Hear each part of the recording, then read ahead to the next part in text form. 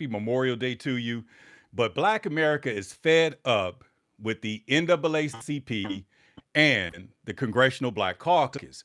Now, the NAACP and the Congressional Black Caucus is basically they're losing traction and have lost major, traction when it comes to the black community. And the NAACP is not even a black organization, and the proof is in the pudding because black or African American is not even in the naming or the branding of the organization.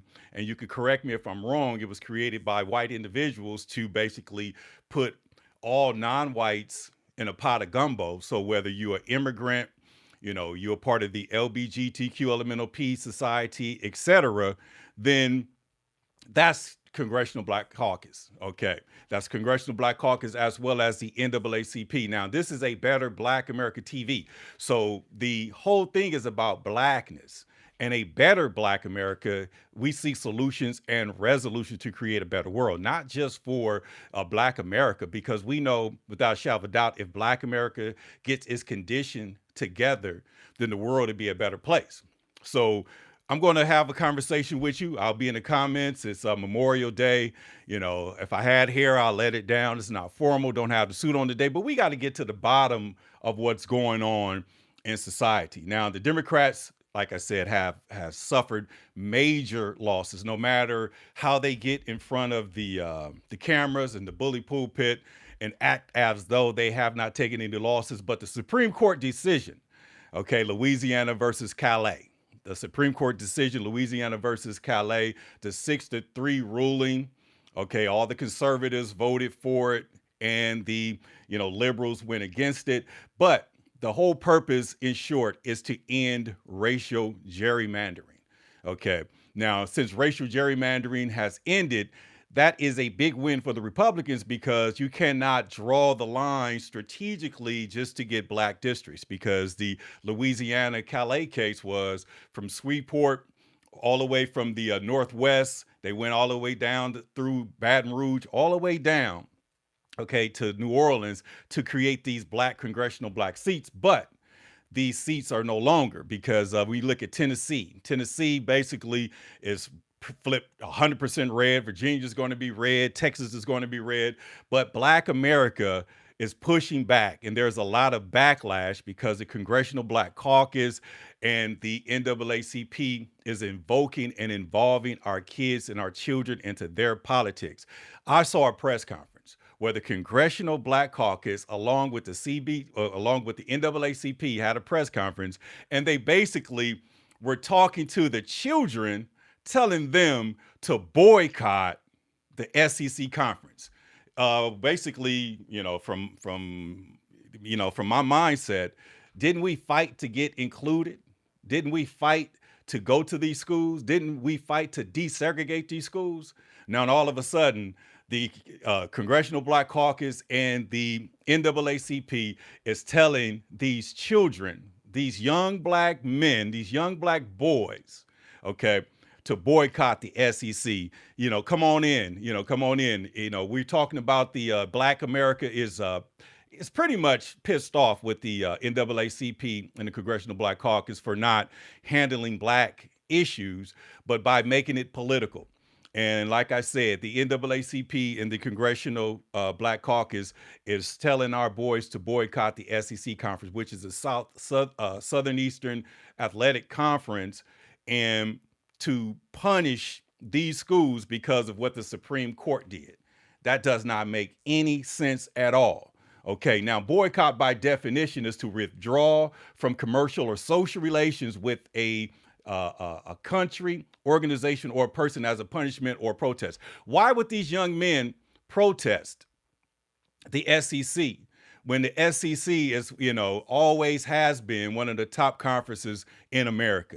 If you are an athlete, and you go to a SEC school, Louisiana, LSU, Alabama, Tennessee, you are basically playing in a conference that has a major television contract with ABC, NBC. Okay. So meaning on Saturday mornings, you're going to be playing on the biggest stage in college football, but somehow, some way, Hakeem Jeffries, who from New York City, and it reminds me of Ray Gibson, from New York City, the movie Life. He's from New York City, messing with these kids. And then the NAACP president, I don't recall his name, but I did a little research on him, and that's hypocritical because he went to some college called Tougaloo College in Mississippi, okay, meaning he's a Southerner. Okay, but there's a whole lot of issues going on in Mississippi that we can, deal with. But when you look at the NAACP and the Congressional Black Caucus, why aren't we caucusing or fighting for the advancement of Black America? Okay, why aren't we talking about HR 40, which is a reparations bill that somehow, some way, we failed to even floor this year? Why aren't we talking about what's going on in America? Because the NAACP and the Congressional Black Caucus is basically telling Black America, young black boys to boycott the SEC conference. But why aren't they talking about what happened in Chicago?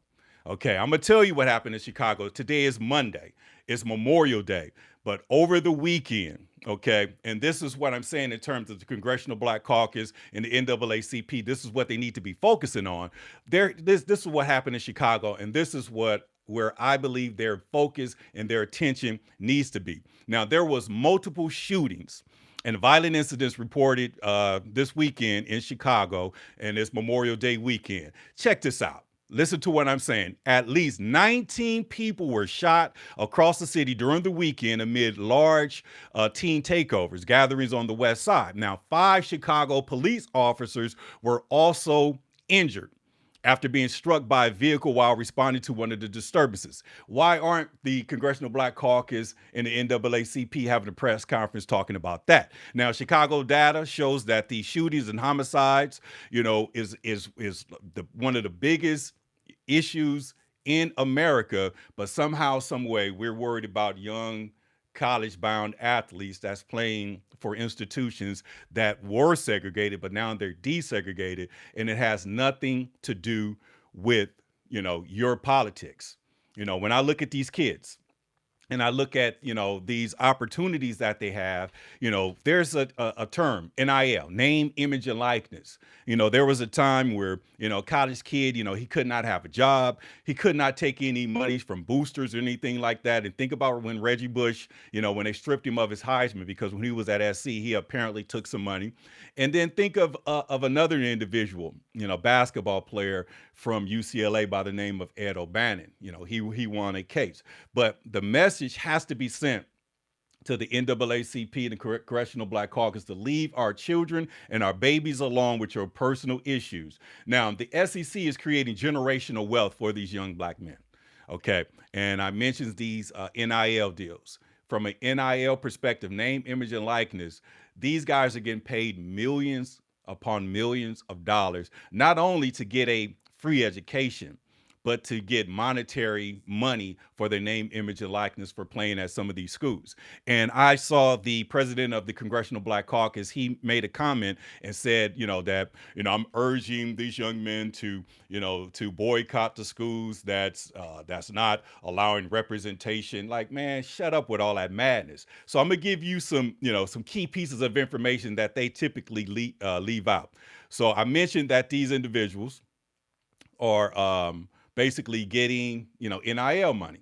And there was an individual who got an offer from Alabama, from Florida, from Texas, and USC. Okay. And his price for his NIL deal was $1 million. Okay. Now, he signed with the University of Florida. And that's the individual that I reached out to. They're active on social media. I inboxed him. I said, hey, you listening to the Congressional Black Caucus? You're going to flip? He was like, a young kid. Young, I think he's 18 years old now. And he basically said, hell no, they tripping. We ain't worried about that. I'm trying to play football on Saturday morning so my grandparents and my family could watch me play on a national scale, go to big bowl games, etc. I said, okay, well, the NIL deal. Okay, think about it, because as he was recruiting you, why did you choose Florida? This young man told me that the state of Florida has no state income tax. And he said for USC, the state income tax is basically, if he went to SC, he'll be paying a wealth tax, meaning with that $1 million NIL deal that he got, If he goes to USC, it's going to cost him approximately $375,000 just to go to USC, and he bought his parents a home for $350,000. Let that sink in. Now, to the Congressional Black Caucus, you guys are just a little too late with this madness because, like I said, it was a time, I'm 55, I'm dating myself, but it was a time where the SEC schools did not recruit black players. Okay, we know that.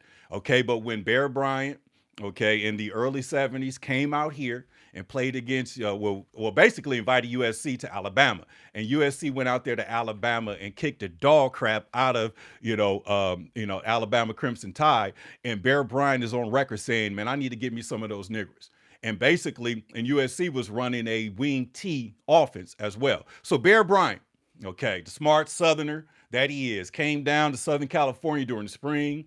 He looked at some of these players and he started recruiting some of these players. And then he basically learned the offense that defeated, his team the year prior. And then they came out here the year after in the Coliseum with a few black players, 5-star, and returned the favor and beat USC at their own game.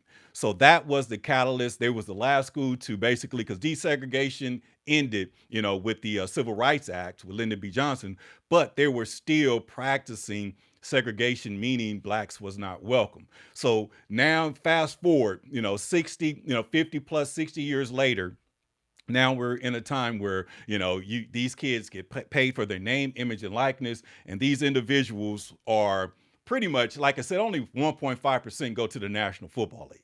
So this is their careers. This is the time where they will make more money. And a lot of these individuals, if they don't get drafted in the first round, from a college perspective, literally will make more money playing college football than pros. That's why a lot of these cats go back and play their 5th and 6th year. Okay, because the world has changed. The Jim Crow era is over. And I watched Hakeem Jeffries, the congressman, from New York City, said that this is Jim Crow 2.0. I mean, you guys need to knock it off and find something, to deal with, because like I said, there was a shooting, some issues in Chicago where 19 people were shot.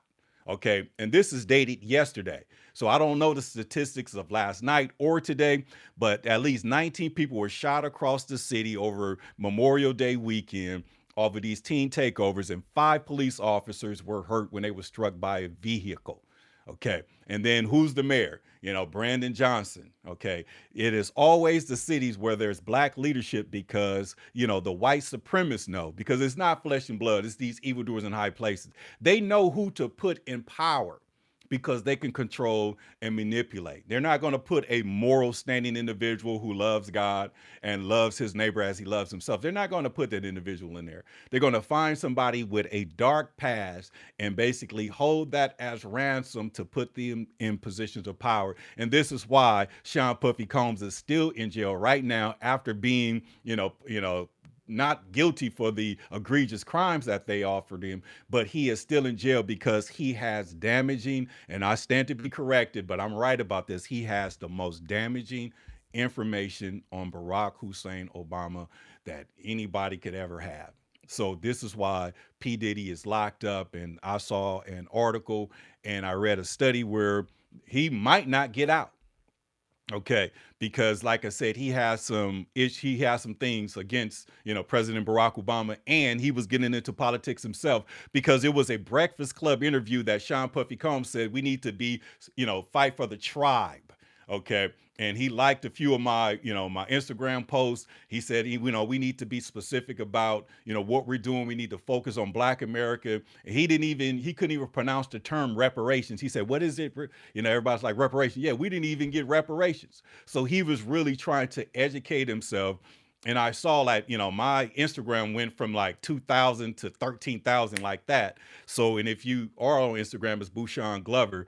And I'm sitting back saying like, wow, the change is happening, but what did they do? They locked them up, just like they locked up generations, just like the Democrats did the 94 crime bill and locked up another generation. And now, what's really going on, because we have way more issues than the Congressional Black Caucus is basically, what they're doing. We have some major issues in this world, and we need to get to the bottom of this. We need to get to the bottom of it, because I looked up, let me see here. I'm on chat right now.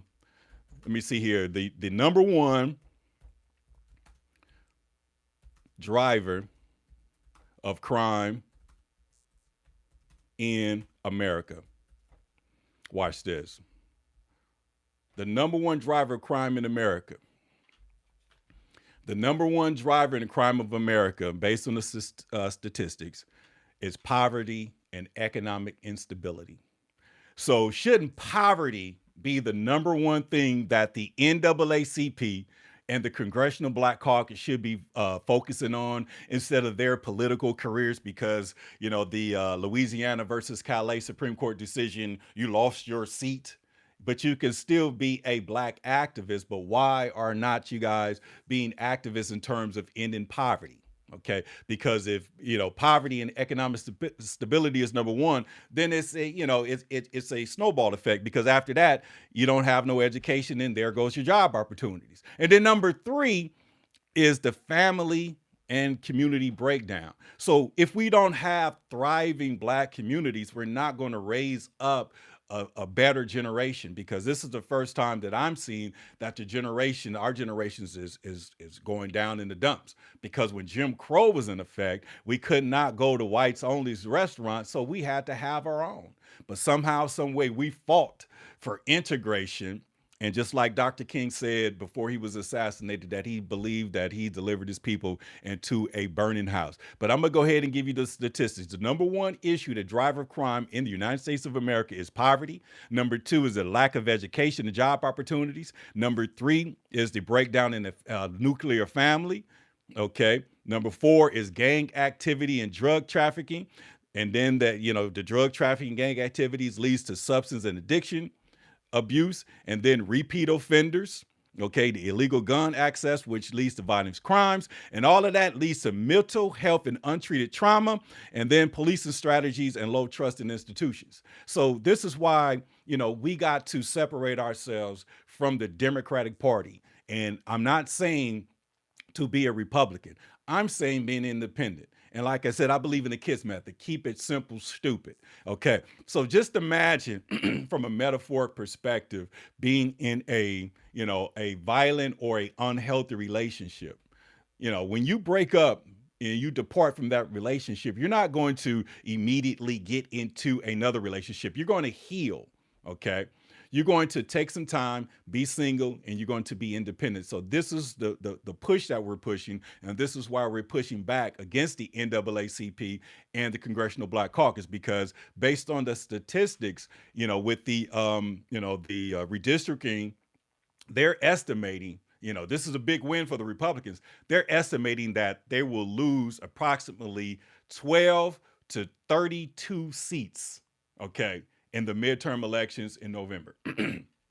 Let that sink in. Okay. So when Trump and all of these guys, and we don't know what they're doing, but when you have the Republicans in power, to the Republic for which it stands, one nation under God, and Republic means supreme power, but the opposition party, meaning, you know, the Democrats, their main objective is to tear down what the Republicans are doing, then that means the Democrats are not doing anything. Because I know all of you that's on right now, a house divided cannot stand. So if a house divided cannot stand, then a country divided cannot stand. So we really got to have these conversations, because the NAACP is not a Black organization. Okay. It does not have Black or African American in its title. Okay. The Congressional Black Caucus does not have Black interests as at hand, because these guys and these individuals that's a part of the Congressional Black Caucus are 99.9% a part of the Divine Nine, and 99.9% of some bourgeoisie individuals who think that they're better than everybody. And the only reason that they get into these politics is for personal gain. Because if you run an election and you are already an individual who has donors and all of that, and it costs your campaign, approximately $200 to $500 million to win that seat. That's not your seat. That is the seat for the individuals that put you in office. So your whole career is going to be predicated on making sure that you push policies, that you push, put in laws and legislation to benefit the donors who helped you get to office. And I learned that when individuals were, soliciting me, for the Green Party, the Libertarian Party, and they basically gave me the talking points. And I'm like, wait a minute, what about, our morals? Okay. And this is why I'm a nonpartisan independent, and I'm encouraging you to be nonpartisan independent, because I'm going to keep it 100 with you. 45% of Americans in the United States of America basically identify as independent. Think about that. The strongest voting bloc in history. Okay. The strongest voting bloc. 27%, are Republican, and the other 27% are Democrats. Okay, so think about that and let that sink in. And one of the issues is that independents or nonpartisan independents or non-registered or non-party affiliated individuals does not get to vote in the primaries. Okay, they don't get to vote in the primaries, and that's something that we need to unpack, because this is why you can have a situation and you'll put Hillary Clinton in there and it looks like, she's going to win, or you could put Kamala Harris in there. It looks like she's going to win, but on election day they get smashed, because the silent majority, the nonpartisan independents, are the swing voters, are the individuals who basically make the decisions. And once the swing voters understand that poverty is the number one issue and we rally behind that, then, like I said, it's over, because the Republican Party is dismantling the Democratic Party as we know it. Literally, the Democratic Party as a whole is literally non-existent right now. And this is why they're fighting for their life and for their career, but they're not fighting for the American people and their constituents and the communities that they're supposed to represent. Because we all know, without a shadow of a doubt, the highest crime rate in the worst cities in America, are Democratic cities. Okay, the worst cities in America. Let's see what we get here. All right.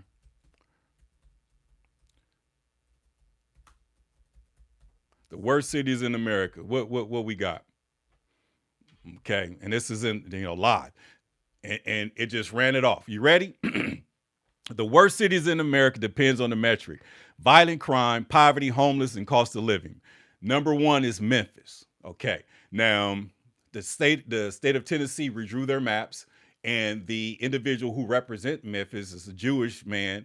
Okay, and he's been winning that seat, and I think it's Mr. Cohen. He's been winning that seat for the last 20 years. Okay, with no challenge. Okay, so these are the worst violent cities, and you tell me, is it a red city or a blue city? Because a lot of the miseducation or the misleading is, oh, these red states have high crime, but it's these blue cities that's the issue. So the worst cities in America, number one is Memphis, Tennessee, St. Louis, Baltimore, Detroit, New Orleans, Birmingham, Cleveland, Oakland, Chicago, Philadelphia. And these are all Democratic-led cities. So think about that. Their democracy is dead. Okay, we're dealing with the ghost of Democratic past, because Willie Lynch said we could do this for hundreds, if not thousands of years. And Lyndon Baines Johnson said when he wanted to win, get the black vote, with the Civil Rights Acts, and he said, bring those nigger leaders in here. He said, I'll have these niggers voting Democratic for the next 200 years, but it lasted 6 years. So now it's time for us to raise the bar and start thinking more of humanitarian work. Start thinking more, let's end racism. And this is why I applaud the Supreme Court's decision, Louisiana versus Callais, to end racial gerrymandering, because race should not be the issue. And if you are a black individual and you can't resonate with everybody, you should not be in public office, because when you just resonate with your own people, you keep them broke, busted, and disgusted, because the worst cities in America is ran by Democrats, and that's Memphis, St. Louis, Baltimore, Detroit, New Orleans, Birmingham, Cleveland, Oakland, Chicago, and Philadelphia. And we all know that. And over the weekend, there was issues in Chicago, okay? Multiple shootings. At least 19 people were shot across the city during the weekend at several large teen takeover gatherings on the west side.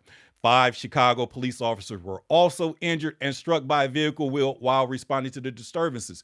And then this is another situation in Austin, a neighborhood. 2 women were shot during a verbal altercation, and the suspect has been taken into custody. So I'm saying, why are we not Congressional Black Caucus focusing on stuff like this? Why are we not NAACP focused on issues like this, other than trying to tell some college athlete to boycott, his dream of playing on national television in one of the best conferences in college football?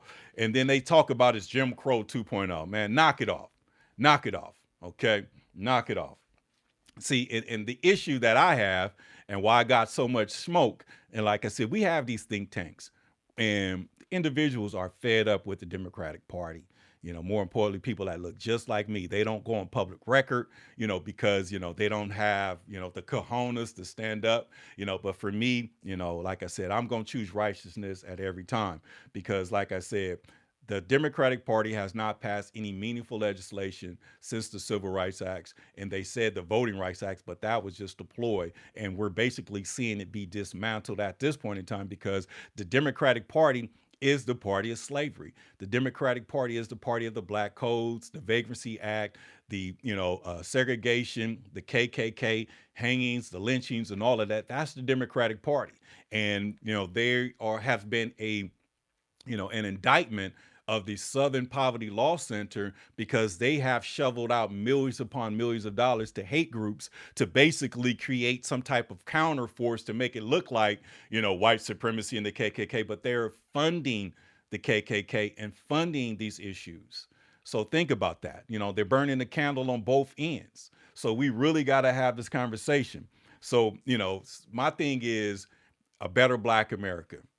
There's a term called separate but equal. Okay.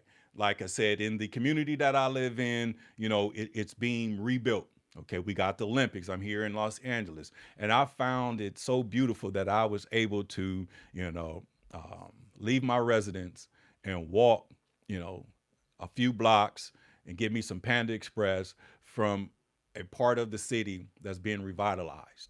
Okay, being revitalized. We got BMO Bank, we got the South LA Coffee House, and just to sit back and say, okay, wait a minute. Now, I'm getting an opportunity to see the city change, because when I was coming up in '92, we burnt this section down in the '92 riots. And like I said, you're going to have to watch the movie or the documentary, because that was the best 3 days, not only my life, but a lot of individuals that I've been interviewing. So HR 40 is still on the books. Nobody's talking about it. And HR 40 is a reparations bill, but you cannot even have a conversation with reparations, because when you really think about it, the 13th Amendment has a slavery loophole. It says neither slavery nor involuntary servitude unless criminalized. That criminalization clause rebuilt the South on free labor, because the Vagrancy Act of 1866 came 2 weeks after the Civil War ended, and it meant if you was a vagrant, meaning you would appear to be homeless, jobless, if you were wandering, looking for lost or detached family members, you were put on a chain gang, and you rebuilt the South on free labor. And from an educational perspective, Abraham Lincoln put the Freedmen's Bank Bureau together, and he put away a large sum of money for the newly free slave to invest, to get business loans, to basically for housing, to, get their own crops without the sharecropping and all of that. But somehow, some way, at the assassin's bullet, when Abraham Lincoln was assassinated, they pretty much took that money and built the railroad system from, the East Coast to the West Coast, and they pretty much use free labor. And we still haven't addressed that issue. And we'd had an opportunity to, get past that. But in 1994, Democratic President Bill Clinton from Arkansas pretty much signed the '94 crime bill, which basically 3 strikes you out. And that created mass incarceration today that we know it. And basically, prisons trade on Wall Street. And here in the state of California, we have some individual not by the name of Tom Steyer or Steyer, whatever his name is. He's talking about, I was had a business, and, my conscience was, got to me, and I had to sell my business. But he's not telling the whole truth. The whole truth is he invested heavily in these private prisons. And when he sold his stock, he bought the stock pennies on the dollar. When he sold the stock, he came out with almost, $2+ billion. So when he say that, I walked away from a business, no, no, no, no, no, no. You sold your stock and you bought it low and you sold high.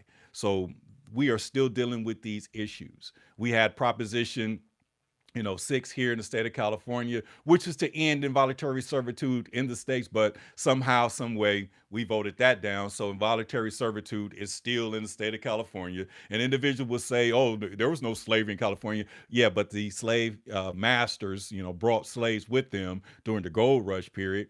And we basically took on that, slavery loophole that the Constitution has. So why isn't the Congressional Black Caucus focusing on a constitutional amendment? Okay, because I could see the 28th Amendment to ratify the 13th Amendment, which is to take the slavery loophole off of the 13th Amendment, because it should say neither slavery nor involuntary servitude, period. But they put that slavery loophole, unless criminalized, meaning, you are criminal. And back in those times, they just basically pointed you out. You didn't get a court, there was no judges. You didn't get, a court trial or nothing like that. You were just caught up in a situation where, it was no end. And now we're still dealing with these situations. They threw crack to the hood, Vietnam, AIDS, the heroin epidemic, the whole nine, and we still survived all of that. The welfare state, get the man out the house, all of that. So just think about what's really going on. We've been played like a fiddle or a banjo. So now it's time for the great separation, okay, in terms of sanctifying ourselves. And sanctification means separating ourselves from, these two, this duopoly, because the Republican Party could never be what it should be, because it has an opposition called the Democratic Party. And you look at a Democrat, we got to stop Trump. We got to make sure we stop Trump. We got to stop ICE. We got to do this and do that. So basically their job is to stop the federal government. So if they're stopping the federal government, then that means that they're anti-American. Let that sink in. Literally anti-American. Let that sink in. And I see a few of you in the comments, so go ahead and put a comment and ask a question. I'm good in Q&A. We can move forward with all of that. But the Congressional Black Caucus has not passed any meaningful legislation since 1965, the Voting Rights Act. What happened to H.R. 40? Okay, voter suppression, this is something that I need to speak on, because I know that, individuals like you who are on right now and hear the sound of my voice, we always hear Democrats say, our ancestors died for the right to vote. Our ancestors did this. It was voter suppression. It was poll taxing, and it was all of that. But they leave out key pieces of information, because there was no Republicans in the South suppressing the black vote. Because if you really want to know the truth, after the Civil War, there were black Republican congressmen and senators out of North and South Carolina. So the individuals in the South, when they got the right to vote and was basically emancipated, by the Republican president Abraham Lincoln, they did not vote for their slave masters. They were going in there voting Republican. So it was the Democratic Party, along with the KKK, was doing the voter suppression and was basically, scaring, intimidating newly freed slaves, not to vote, because their moral component, their spirit, would not allow them to vote for their oppressors. It wasn't until John F. Kennedy, from Massachusetts, and you see what happened to him when his brother was assassinated by the Democratic Party, because Bobby Kennedy was on record, in the California primaries, and he had a meeting. He said, what if we went to heaven and God was black? He was shot the next day. Okay, JFK, he had to get, put Lyndon B. Johnson on the ballot so he could win the Southern Dixiecratic vote, just like Barack Hussein Obama put, Joe Biden, and he says Delaware is the South. Okay, and his mentor was a known Klansman, but that's a whole nother conversation. But you see where I'm going. So this is why we got to really, call everything out. We got to live in the light. We got to play in the light, because there's a whole lot of darkness that's going on, because the Civil Rights Acts in 1965, black progress has declined. The 1964 Civil Rights Acts, the Voting Rights of 65, black family, the nuclear family has declined. Okay. Prior to that, the black families was at 79%, two-parent household. The mothers were home with the children while the father was out there either working or trying to find some type of work. Okay. And this is why they raised the generation, of educated, of moral individuals. But somehow, some way, when it was time to really balance the scales, a female by the name of Margaret Sanger, okay, she came in, she's a eugenics, she's on record. She went in there after the nigger leaders left, Dr. King and all the other guys, and she basically told Lyndon B. Johnson that blacks are having babies, in a sum of 6-2 when it comes to black family versus white families. Because if you really think about it, you think of the baby boomers, our parents, they might have 5, 6, or 7 brothers and sisters. Then look at, our grandparents, my grandparent is one of 11, on both sides. And then my mother's one of 8, and then me, I'm one of 2. So think about that. And it was all a play because somehow, some way they convinced us to abort our children because Margaret Sanger got funding just like the NAACP got funding. Margaret Sanger got funding to fund Planned Parenthood, and that's literally was population control. But they really don't tell these stories or have these conversations, okay? Because they know how to suppress content. This is why, I'm talking on an elitist level, but only a handful of people, get a chance to hear what I'm saying because that's by design. Now, if I was doing hood stories or gang banging or, black women fighting and, doing stupid, ignorant, coony bullcrap, I'm sure millions of people would be on right now, just basically enjoying the entertainment. But since I'm spitting that knowledge, they somehow find a way to filter that out, because they don't want you to have the knowledge, because the number one gift that God gives us is knowledge. Knowledge is power, and God's people shall not perish due to the lack of it. So the NAACP and the Congressional Black Caucus is being dismantled right now and being disregarded by the black community because you individuals have literally sold your souls to the devil. And when I say that, I mean, evildoers in high places, meaning individuals that we don't see, the individuals that's funding the opposition of the United States. Think about that.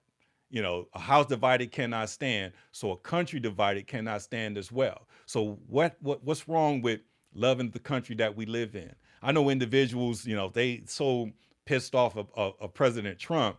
They're saying, I wish they'd blow him up and kill him and, shoot some bombs over here. And I'm sitting back saying, this is the country we live in. Where we gonna go?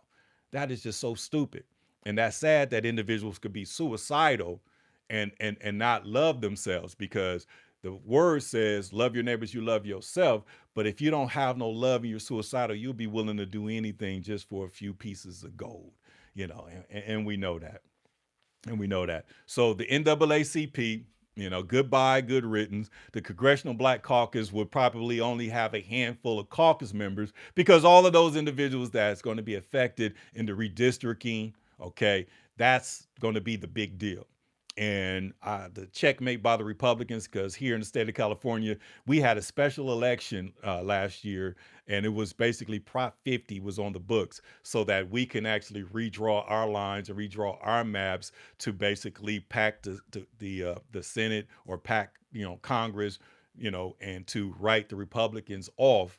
But they beat you at your own game because Tennessee, 100% red, Texas, red. A lot of Jasmine Crockett, she's done. Al Green's done. These seats in Virginia's gone. Texas is all red. So the Democratic Party is being dismantled, and it seems like a game. They got tired of playing, with the weaker link, and now they're literally getting rid of you. This is why, Black America has to stand up and fight for the rights of our communities, to rebuild our communities, because our communities are not communities because we don't recycle our dollars. So we need to build from the inside out and be an asset versus a liability to this country so we can actually do what we need to do.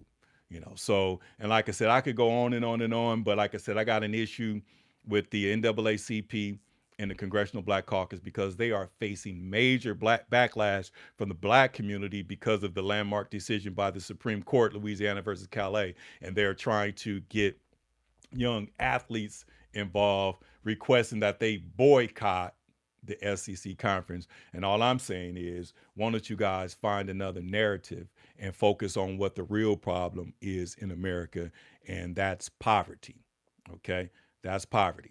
The number one issue in America is poverty. And if we do something about poverty, then we got an opportunity to make America, the best that she could be. I'm not MAGA, make America great again, but I do like the concept. I respect America first. And this is why we have a better Black America, because we seek solutions and resolutions to create a better Black community. And if we can do that and be an asset versus a liability, then America will be better, and we can actually, work and cut the checks and, commerce, and have our communities thriving. And, like I said, and then if we can do something about poverty, we could do something about crime. So with that being said, man, y'all have an amazing day. Happy Memorial Day. And like I said, Black America says enough to the NAACP and the Congressional Black Caucus. Goodbye, good riddance, power to the people. With that being said, have an amazing day. Thanks for tuning in to A Better Black America TV. I'm your man, Bouchon Glover, signing out. Peace out. Have a great day. Happy Memorial Day. Peace out.